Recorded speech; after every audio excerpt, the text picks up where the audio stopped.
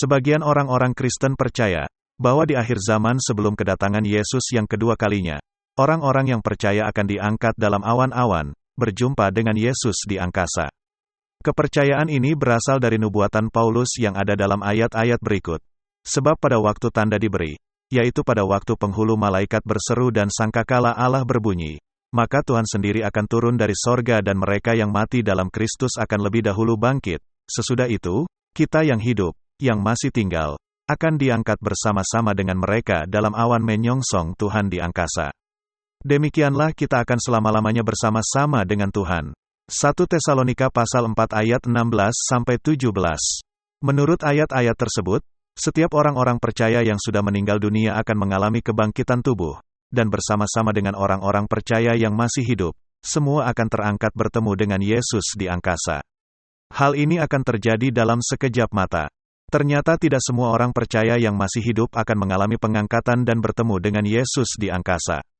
Orang-orang percaya yang akan mengalami pengangkatan adalah orang-orang percaya yang hidup dengan kudus. Namun saya melihat dalam video simulasi pengangkatan ini, laki-laki dan perempuan yang tengah berciuman di sebuah taman, keduanya mengalami pengangkatan untuk bertemu dengan Yesus di angkasa, sementara biarawati yang memergoki perbuatan bejat mereka justru tidak mengalami pengangkatan.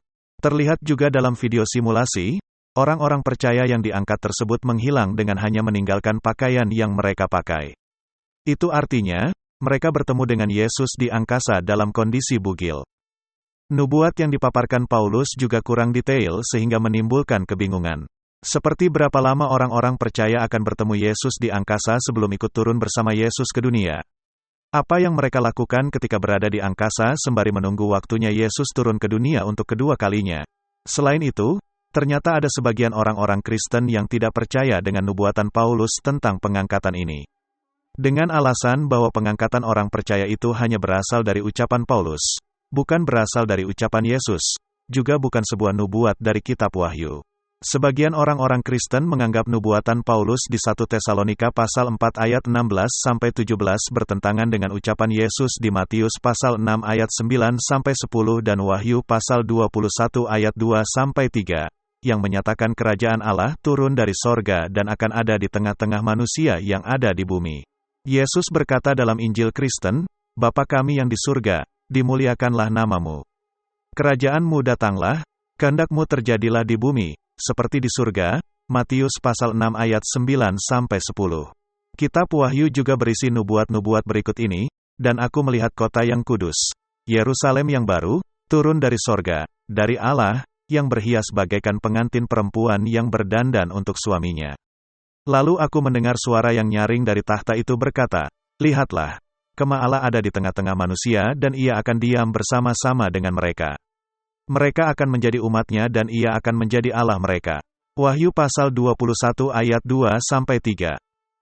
Menolak nubuatan Paulus di 1 Tesalonika pasal 4 ayat 16-17 sudah sangat tepat, selain bertentangan dengan sabda Yesus di Injil Matius, juga karena Paulus sendiri telah menyatakan apa yang diucapkannya bukan menurut firman Tuhan, tetapi berkata menurut orang bodoh yang ingin bermegah. Perhatikan ayat berikut, apa yang aku katakan. Aku mengatakannya bukan sebagai seorang yang berkata menurut firman Tuhan, melainkan sebagai seorang bodoh yang berkeyakinan, bahwa ia boleh bermegah. 2 Korintus pasal 11 ayat 17. Tetapi bukan hanya ucapan Paulus di 1 Tesalonika pasal 4 ayat 16-17 saja yang bertentangan dengan sabda Yesus.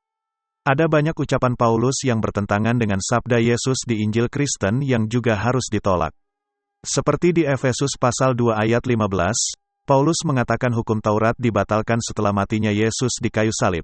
Sementara Yesus di Matius pasal 5 ayat 17-18 menyatakan hukum Taurat tidak dibatalkan sebelum langit dan bumi lenyap. Dalam Roma pasal 3 ayat 27-28, Paulus mengajarkan keselamatan diperoleh hanya dengan iman, bukan dengan melakukan hukum Taurat. Sementara Yesus dalam Injil Kristen mengajarkan keselamatan diperoleh dengan iman dan melakukan hukum Taurat, dapat dibaca di Yohanes pasal 17 ayat 3, Injil Matius pasal 19 ayat 16-20, Injil Matius pasal 6 ayat 19-20 dan Injil Matius pasal 5 ayat 19. Jadi bukan hanya nubuat Paulus tentang pengangkatan orang percaya itu saja yang harus ditolak, Ajaran-ajaran Paulus yang bertentangan dengan ajaran Yesus yang lain juga harus ditolak. Tetapi saya melihat orang-orang Kristen belum cukup berani untuk melakukannya.